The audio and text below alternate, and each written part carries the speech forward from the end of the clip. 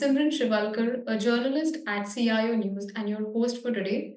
This session is being recorded and it will be available on our website cionews.co.in, on our YouTube channel and our LinkedIn handle as well.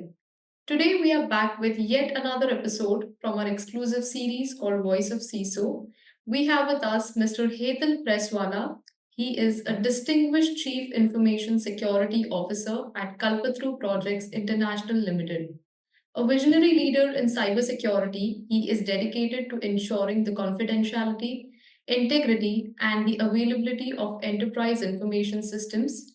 Mr. Presswala's career is marked by his ability to convert evolving industry risks into strategic technology roadmaps and robust security programs. He has successfully managed IT services and solutions across various industries, including BFSI, healthcare, energy, manufacturing, construction, and oil and gas. Thank you so much, Mr. Presswala, for joining us today, and I'm definitely most excited to hear about your insights and your thoughts.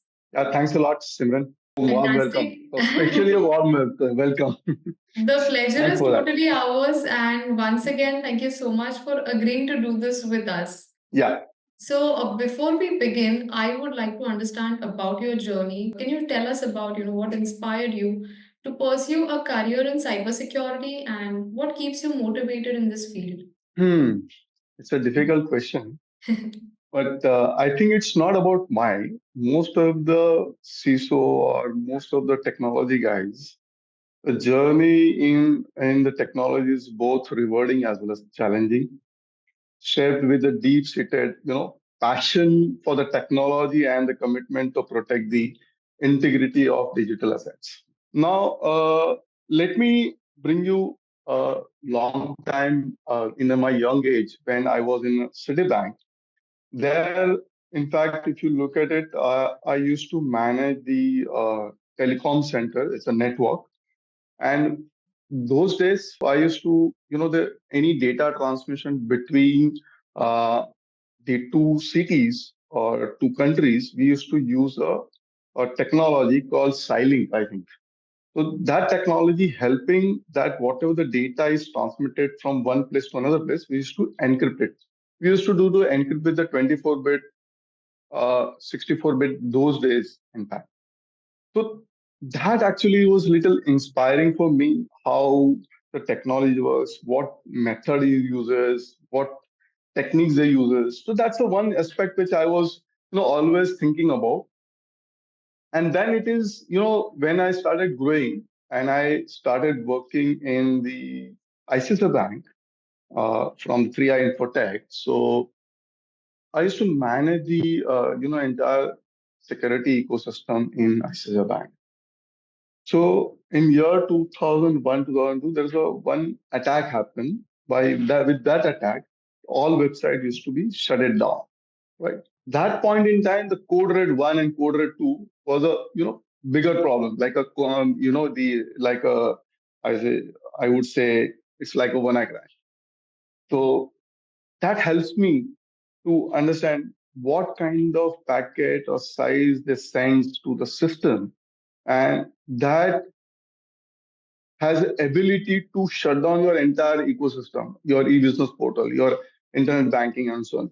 So that helps me to start it evolving into make it into different techniques, adopt the techniques, which helps. How do we protect the ecosystems from the cyber threats? That's what the turning point, in fact, I would say. And let me tell you honestly, the cybersecurity, the most important piece is how do you protect the assets, right? And how do you protect your organization intellectual property? So, and everybody in the in the CISO, it actually look at the the significant of how do we protect from the attacks, from the looking at the what are the potential risk of the assets in terms of the vulnerability, or in terms of zero day, in terms of the financial losses, in terms of fraud, and so on and so forth, right? So that's actually a the helping me to understand how and which way the attacker is trying to look at it. That's what the motivating factor for me. So I would say, a nutshell, the in a cybersecurity, the motivation factor for me is resiliency, data breaches, and no matter what, today or tomorrow, if attack happens, how do we quickly recover from the damages? And that's a very important piece for every organization where recovery has to be tested thoroughly. And in the cybersecurity, if you look at it, every day there is a different types of challenges, right? You need to create a within your ecosystem like a chakra view, right? Making sure that no matter if somebody get into your system, if he bypasses XYZ, your defense system, then how do you alerting system will protect and he will be quarantined to that location. It will not able to reach to your crown jewel. And that's very important. You should need to have a different layers of safeguarding, different layers of mechanism to protect it. But yes, the attacker is always on the upper side of us, and you'll have to keep evolving your techniques, keep evolving your methods to ensure that the organization has been getting protected. Very well said. So, and certainly we all can agree to that. Along the lines, because technology is always evolving, so is the risk. The scenario is always changing when we talk about cyber risk. So, according to you, what are some of the biggest cybersecurity threats in today's times? Faced by organizations, and what proactive steps can organizations, they should take to or should be implemented to have that readiness when it comes to any cyber risk or cyber threat? So it's a very good question, and in fact, and today, if you look at it, organization faces many of a sophisticated attack, not a simple attack. It's a sophisticated attack, much targeted, much strategized. It's not like a they one day come in and then they be targeted. They do complete. And if you know, in a country, when country wanted to attack any other country, they do the strategy, right? They look at it, lot of the weaknesses, what are the problems, they capture all this information, and then you consume and create their strategy to attack the a nation, right? The cyber attacker is also doing the same thing. It's like a defense, right? They will going to have a strategy. You need to also adopt the strategy to defend from that. Now, today, if you look at it, everybody are in fact, I would say, little everybody worried about the ransomware attack because the Right. ransomware attack is today available on ransomware as a service. Anybody can adopt it and use it that for the purpose. So proactive steps for is how do you protect from the ransomware? Will you be able to protect it? Think about it. The ransomware attack is happening on an organization. As I said in previous conversation, how do we recover it? It happened. It will going to happen. In the defense, there may be a problem will happen, but the important is how do we recover.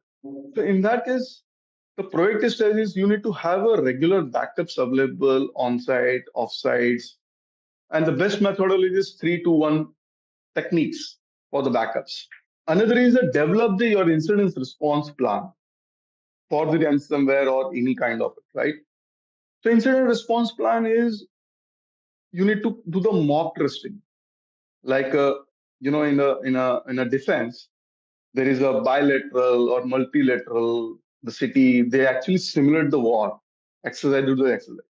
Same thing you need to adopt it in the organization to do kind of drill so that you will be able to ready in case that incident happen. You just need to run it. You don't have to worry and you don't have to apply a logic. So that's how collaboration is happening between the people, processes, and technology, and then you should able to recover it from there in case of incident happen.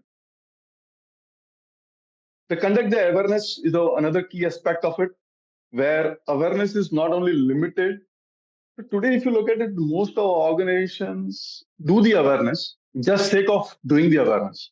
It's not about you need to how the we you to teach the small kids. You put them in a setting. See, look, this is the email. This is a call for action. This is the phishing. These are display spoofing. These are this. You start providing this information to the end user, deliver it to them. There may be a social engineering type of it, there may be phishing kind of it. Let them equipped with the methods and techniques to realize what it, and then let them respond it to you. If that channel is open and you're giving a gaming kind of a phishing campaign and all the stuff, then probably yes, you'll be able to protect it from. Thank you so much. Advanced threat, No, no, go ahead. the so employ use the advanced threat protection tool like isolating. You need to have honeypots in your ecosystem and so on. That's a for the ransomware. And there are many of it, right? Supply chain attacks, then social engineering, the insider threats, zero day, cloud security issues, the APT, and so on and so forth. All of them, if you look at the IoTs, and so on and so forth, all of them, you need to create a strategy within your organization. How do you detect the anomaly or any kind of variations happening in your ecosystem? And how do you detect and isolate them? That's a very key piece of it to for organizations to defend against the advanced threat. Thank you so much for being so insightful, Mr. Presswala. But that was really wonderful for you to be so comprehensive. On those lines, because you spoke about the readiness, the steps that companies and organizations can take to, be prepared for the next cyber attack.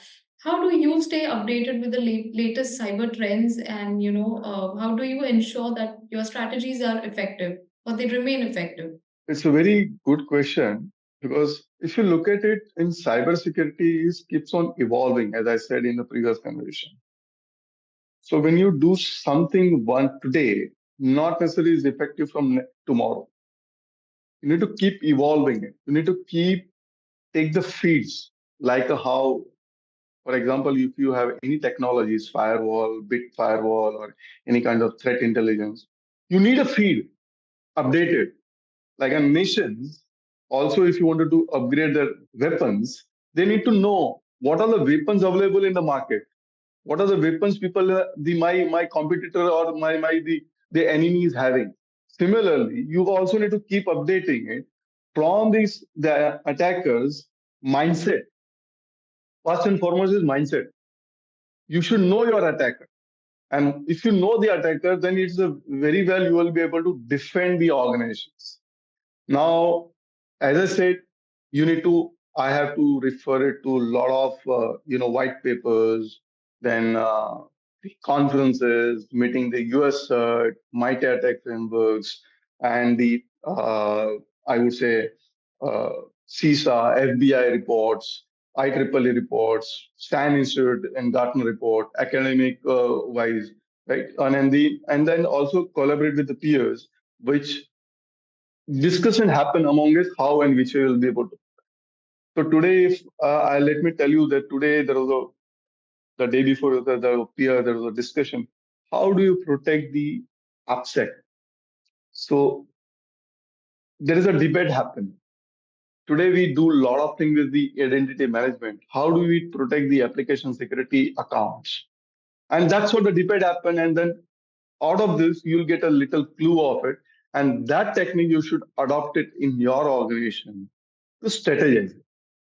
That take as a feed into the as a strategy to ensure that the attackers, if they are getting into the system, your if the technology is not supporting, but the techniques, if you implement methods you implement, it will be able to create a noise on your system, and then you will be able to identify, and then you will be able to kick off from the ecosystem.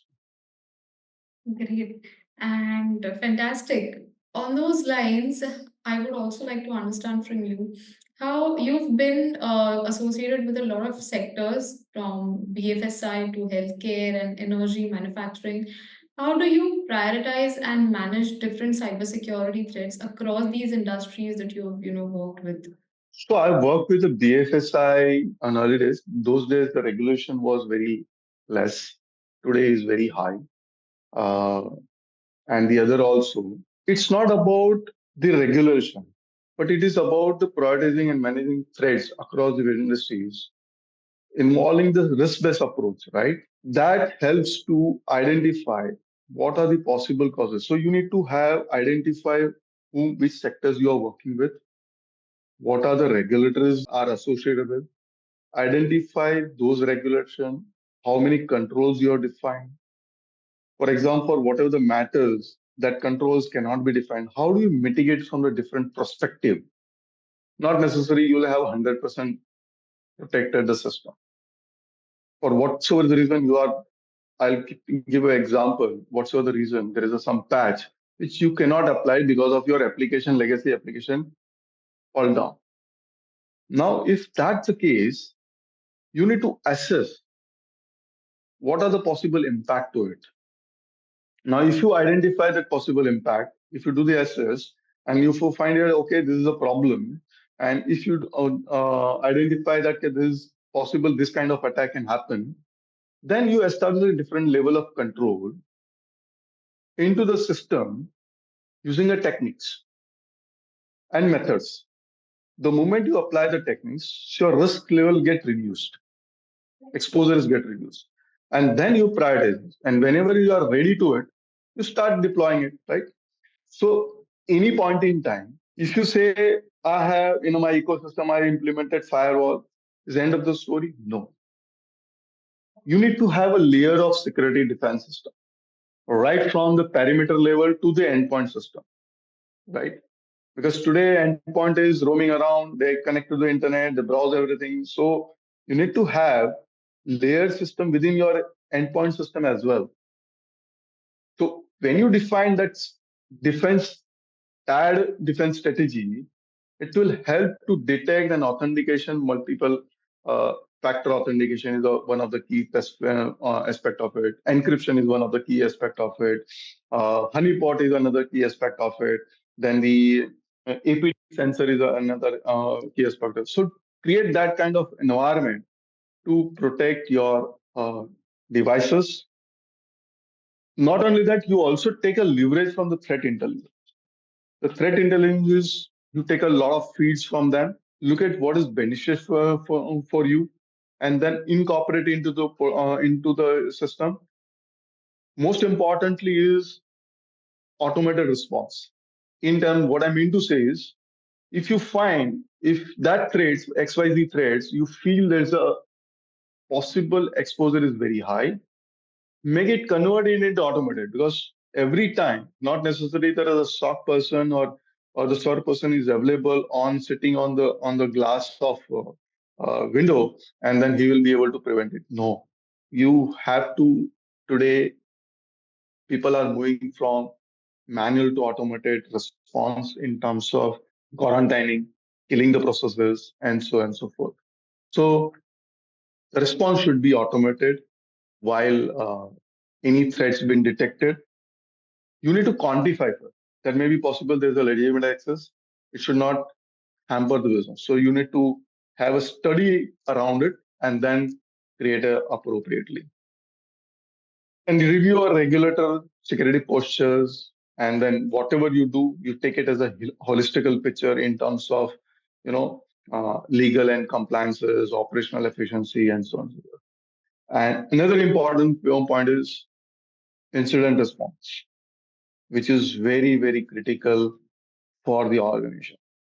If we do not have incident response, proper IR plan, the day, like most of the organization, right, do the fire drill. Correct. Why do do the fire drill? Because when the event happens, people know how to collaborate, how to approach, how to come out from the situation, right? And I think earlier also I've given an example of bilateral, multilateral, the defense did on the war. Same thing. It has to be part of your daily routine process. Maybe on a quarterly, maybe on a half yearly or yearly. Conduct the incident response, simulate them. It's very crucial for everybody in the organization know what role they have to play during the crisis period or during the bridge period. Once your playbook is ready, you will be able to easily come out from the, whenever the such incident happen. Very well said. So, and like you said, you need to build the automation, or you need to build the ecosystem. You would also need to have the right automation and, of course, the initial response. I think these are the key steps when it comes to looking at, building a robust cybersecurity posture. So thank you so much for throwing some light on that. Lastly, any key recommendations or best practices that you would, advise or like to give our viewers or any fellow CISOs or leaders in this space, especially now that you have so many, remarkable years of experience in this domain? Yeah, sure. So, absolutely what you said. So, as a CISO and a leader in the cybersecurity, the first and foremost is our role is most critical, right? That role ensure that when you're playing that role, the objective is for the organization safeguarding and the protection. So adopt that practices, how and which way you will be able to protect the organization whom you are working with. So adopt the risk-based approach, as I said, right? Then the invest continuous learning and development. Not only for you, it is very important for the your colleagues. You need to invest time there as well. If you groom them, then you will be able to do a lot of strategic activity. If they do not groom them, you will be always getting into the transactional activity. So its team development is a very, very crucial piece of it. Then the awareness is a game-based approach, and awareness is a very key aspect of it. Use the AI today. Attacker is also using the AI.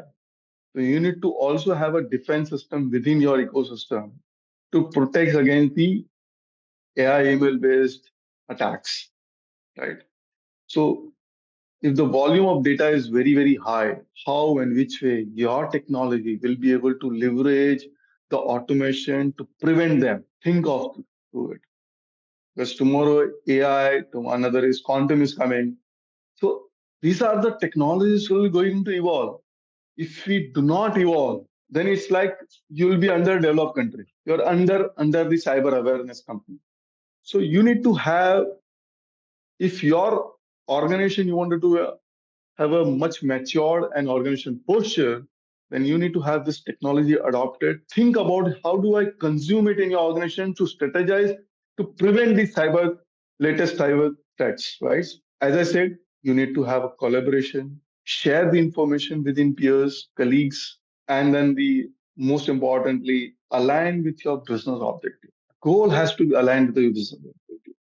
Make sure that if the goal is not aligned with the business objective, no matter what, there may be tomorrow, there may be business says we wanted to do this, but you need to communicate very clearly that look, if you are going on a Mumbai Pune Express Highway with 300 miles per hour, you will face an incident. So signals and the speed limit is for you. It is for the organization benefits.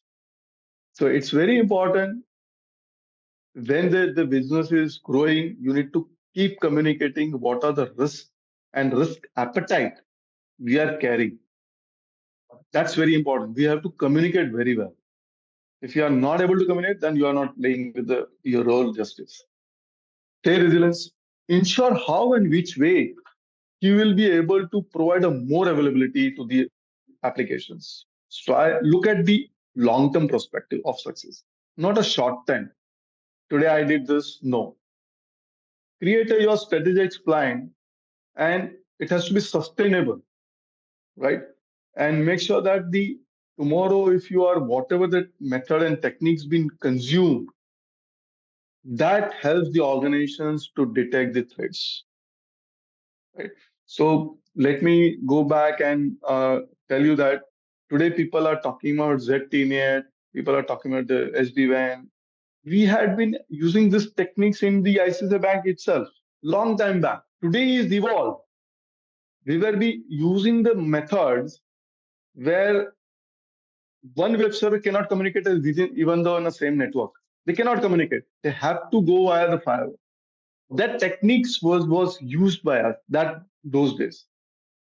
So very important is techniques. Third is CISO has to start invest time on application security, which is growing now. Today we do lot look at people look at the Active Directory domain identity protection, how and which way. Nobody look at it. For example, if you are on a retail or if you are on a bank, if XYZ user or the customer logged in from India and same time if the same customer logged in from Europe, is anybody alerting it? No. We don't have system. We'll have to start developing the system. Because today the attacker is targeting identity. They know you have a lot of defense systems. They know that you have systems available in place which will create a noise when the moment they do something, create a noise and then alert you, and they will be get out from the network.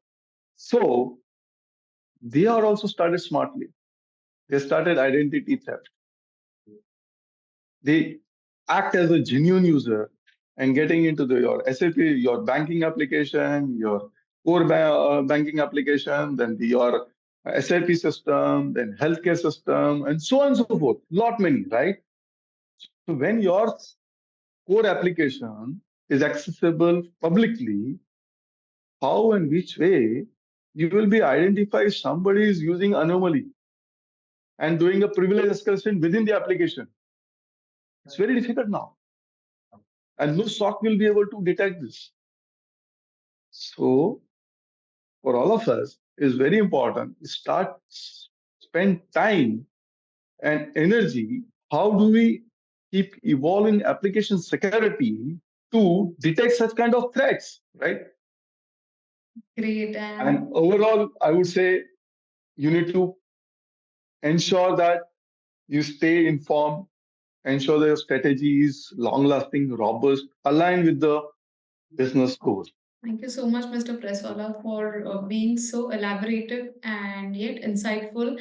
Thank you so much for throwing some light on some and highlighting some really important aspects, especially when we talk about organizations and their readiness when it comes to the cybersecurity posture. So, I believe this conversation has been fantastic, and today our viewers and listeners have a lot to take away from this session. We would be concluding the session today, but I hope to connect with you soon for many such conversations. Sure, no problems. So anytime if you wanted to reach out, and most importantly is if you wanted to defeat the attacker, most importantly, all CISO has to be collaborative nature. If not, and I'm been part of the some of the attacker community, there's so much collaboratively, so much strategized. You won't believe it. And that's what we are not doing it. Correct. Unfortunately, we are not doing it. And there some attackers are part of India, some attacker in Russia, some attacker in US, some attacker in China. Still they are collaborating, communicating well. But Absolutely. we are within the India, we are not able to collaborate. And that's very important. If you are sharing the knowledges, how I am doing it, let you also adopt. Use deliver the techniques to others. So everybody start using it. It makes the life difficult for attacker. Correct.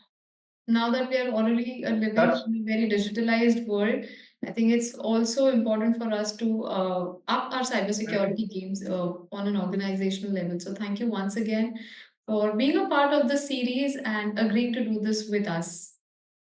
thank you. Thank you, Simran. Thank you. And I Thanks a will lot. connect with you soon. Bye bye. Okay, thanks a lot. Bye bye.